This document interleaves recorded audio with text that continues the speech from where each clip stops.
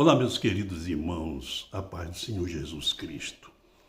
Aqui estamos para mais um momento de oração, mais um momento de reflexão da Palavra de Deus. Hoje, sexta-feira, agradecendo a Deus pela semana, desde amanhã já é fim de semana, e nós agradecemos a Deus por todas as coisas que Ele nos tem concedido.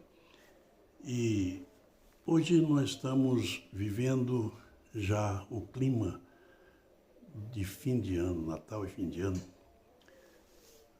e a espera do novo ano. O novo ano que traz a perspectiva para todas as pessoas, a esperança de que o novo ano nós poderemos fazer mais, ser melhor, realizar e conquistar.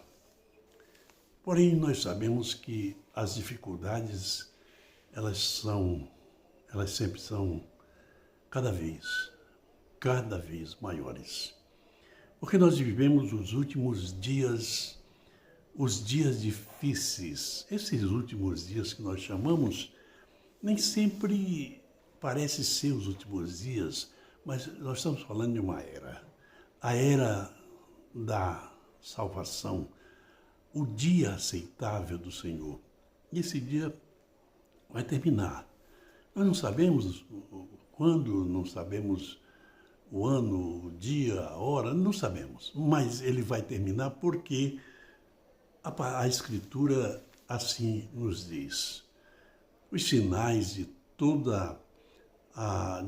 os sinais que indicam que os tempos se abreviam. E nós, cristãos, evangélicos, esperamos, nós pentecostais, esperamos o arrebatamento da igreja.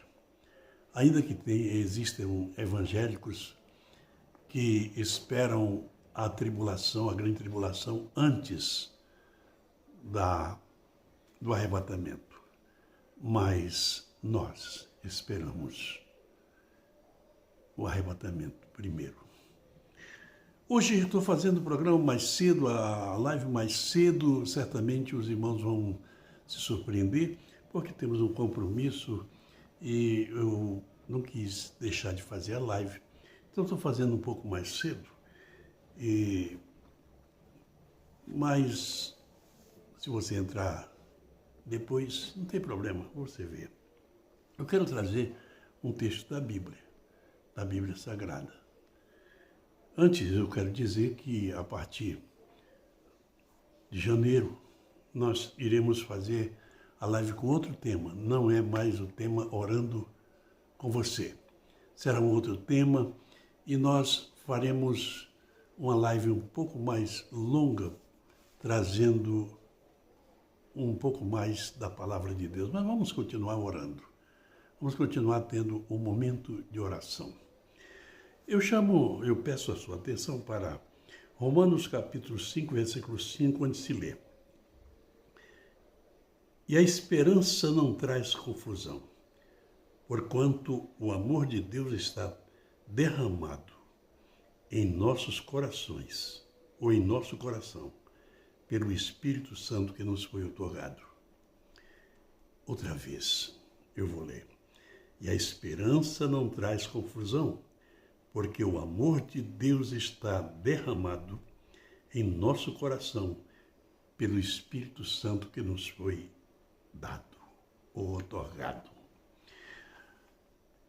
Essa esperança que nós temos, assegurada pelo testemunho do Espírito Santo, é o que faz o crente confiar e esperar em Deus. Irmã Lourdes, estava atenta, irmã Lourdes. Seja bem-vinda, minha irmã. Essa esperança é maravilhosa. É maravilhosa. E essa esperança vem pela Escritura e pelo testemunho do Espírito Santo.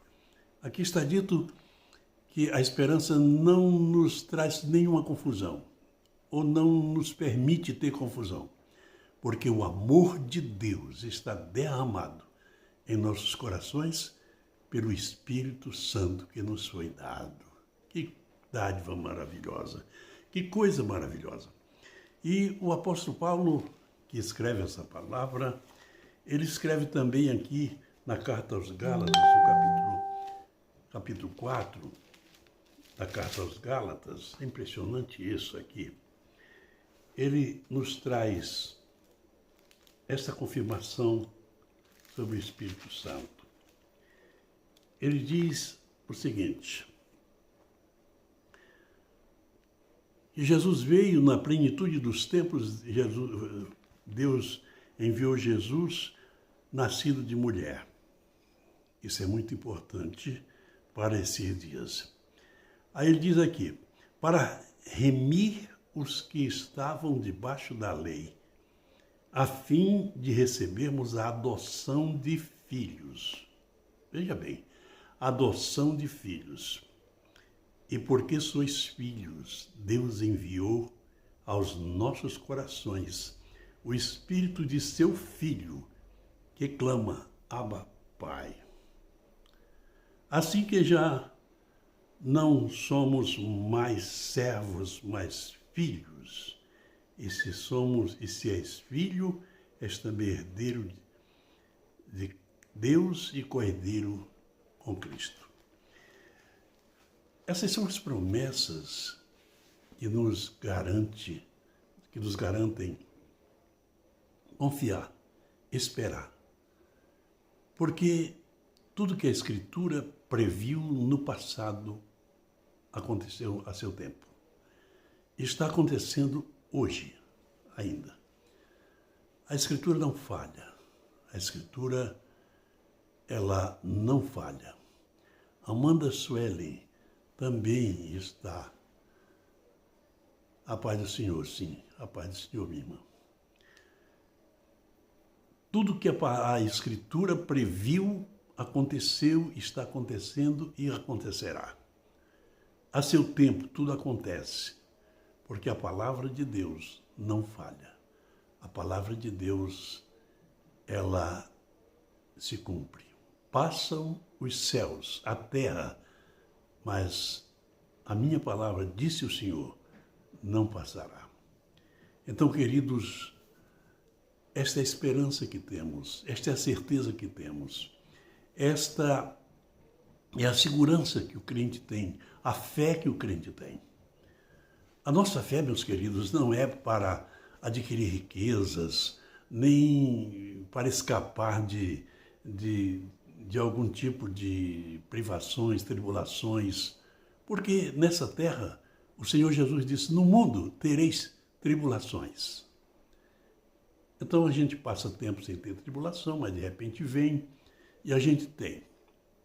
Agora, aquela tribulação, a grande tribulação, dela a igreja eleita, os cristãos eleitos, os que servem ao Senhor e confiam, não vão passar por ela. Essa é a certeza que a palavra de Deus nos dá. Quando na carta que Jesus ditou e João escreveu à igreja de Filadélfia, ali o Senhor diz, e é extensivo para nós, porque aquela igreja, aquela geração, aquele pastor e aquela geração de crentes não viram a grande tribulação. Não, a tribulação não veio do seu tempo. Então, aquela palavra é extensiva a nós. Diz, porque guardastes a palavra da minha paciência, eu te guardarei do dia da aflição, que há de tentar ou provar os homens em todo o mundo. Então, a igreja que guarda a palavra do Senhor, a palavra da paciência, ou seja, de esperar com paciência. Como diz o Salmo 40, esperei com paciência no Senhor, e ele se inclinou para mim e ouviu. a minha voz. Vamos orar, queridos. Esse é o momento de oração. Esse é o momento que nós entramos na presença do Pai. Mas isso é possível? É. Porque nós vamos entrar mediante Jesus Cristo. Mediante a mediação de Jesus Cristo. Ele é o nosso mediador. Ele é o nosso sumo sacerdote eterno que está sentado à direita do Pai. Então vamos orar. E Ele vai ouvir a nossa oração. Você pode orar. Você pode pedir o que você precisar pedir nesse momento. Eu vou orar e eu espero que você ore também. Bendito Senhor Deus e Pai de Jesus Cristo. Pai da glória, Pai da eternidade, Deus eterno, soberano Senhor, agradecemos a oportunidade de poder entrar em Tua presença, sem véu, sem obstáculo, porque Jesus Cristo, nosso Senhor, o nosso Salvador, está à Tua direita, Pai.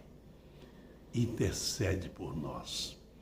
Chegue a Ti, Senhor, a nossa súplica, a nossa oração, o nosso pedido, por todas as pessoas, por quem sofre, por quem está doente, por quem está aflito, por quem está oprimido, por quem sofre. E também, Senhor, para agradecer pelas bênçãos, pela alegria, por aqueles que tiveram bênçãos, pelos estudantes que passaram de ano e venceram os estudos, que vão enfrentar uma nova etapa, por todas as coisas, Senhor, pelas curas que o Senhor tem concedido aos seus servos, ao seu povo, por todas as coisas, Pai. Ó Deus, recebe a glória, o louvor que tributamos. Abençoa essas pessoas que estão conosco, Senhor, irmã Lourdes e Amanda Suelen. Senhor, seja a Tua presença sobre cada um de nós. Abençoa as pessoas que vão ver e vão orar conosco, mesmo depois de gravado, mesmo depois de estar no ar. Pai, ó Deus, ó Senhor, glorificamos o Teu nome, louvamos o Teu nome, adoramos na esperança, adoramos porque o Senhor é maravilhoso, é bom, é perfeito, é justo. O Senhor é o nosso provedor, o Senhor é o nosso Salvador, o Senhor é o nosso Redentor, o Senhor é tudo para nós. Ó Pai, muito grato estamos. Receba, Senhor, a glória e o louvor que tributamos a Ti. Peço e louvo no nome de Jesus. Amém. É isso aí, meus queridos. Nós voltaremos, ainda há pelo menos, acho que 2 lives antes do fim do ano, né? Antes da virada do ano. Nós estamos agradecidos. Esse foi um ano com certa dificuldade, um ano que eu perdi a minha irmã. Perdemos, mas ela está salva, então perdemos daqui, mas ela está lá. E agradecemos a Deus tantas coisas que o Senhor tem nos concedido. Agradeço os meus dias de vida. Eu costumo dizer que eu estou no saldo, que eu estou vivendo um saldo. Porque está escrito que a vida do homem é 70 anos e vai até 80 havendo vigor. Mas eu já passei dos 80. Eu estou aqui. A minha cabeça está boa. A minha cabeça, a minha mente está muito boa. Está muito jovem. Mas o corpo, não. Então, o Senhor tem me guardado, tem cuidado de mim. eu agradeço. Agradeço as orações dos irmãos, agradeço o amor dedicado. E, queridos, às vezes as pessoas me têm como durão, como muito duro, porque eu trago a palavra com a verdade, a palavra como ela é. E eu imagino que muita gente hoje está brincando de ser evangélico, de ser crente. Isso não é brincadeira, não. Isso não é brincadeira. Brincadeira, quem quer brincar vai fazer outra coisa. Vá procurar outra coisa para fazer. Mas ser crente, ser filho de Deus, ser seguidor de Jesus Cristo é muito sério. É sério. E às vezes difícil. Não é fácil. Às vezes difícil. A incompreensão das pessoas, tantas coisas que acontecem. Mas a gente vai varando, vai passando, vai vencendo. Eu não tenho compromisso, embora eu tenha um compromisso de falar com os irmãos, de ministrar a palavra, isso eu tenho um compromisso sim com os irmãos, mas quando eu digo que eu não tenho compromisso com as pessoas, é no sentido de que eu não devo amaciar a palavra e torcer a palavra e deixar de falar a verdade por respeito às pessoas. Deus não se agrada quando nós retrocedemos para agradar os homens. A Bíblia fala que nesses últimos tempos, os homens sentirão coceiras, comichão, nos ouvidos para não ouvirem a verdade, a palavra de Deus.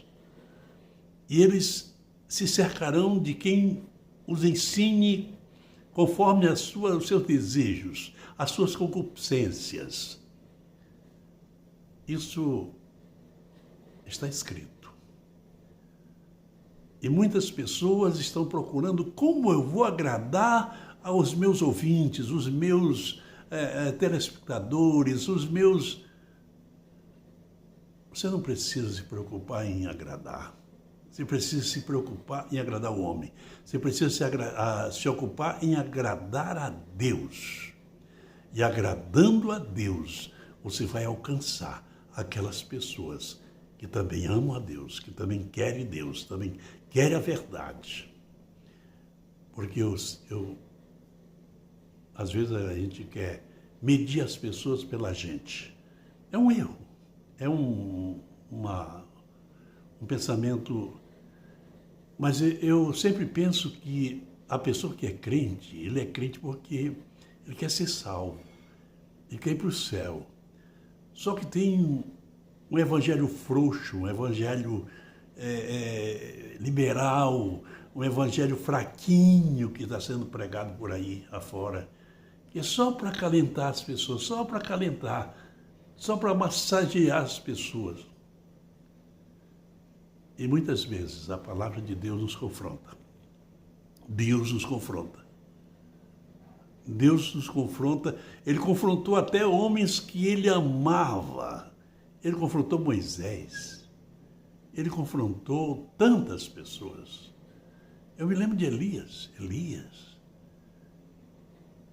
Elias estava lá, olha, Senhor, não dá mais, todos os profetas morreram, ficou só eu, também quero morrer.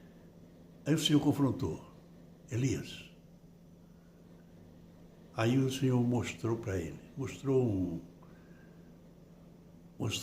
uma visão dentro de uma caverna, uma grande tempestade, um grande vento que rachava as rochas. Mas Deus não estava no vento.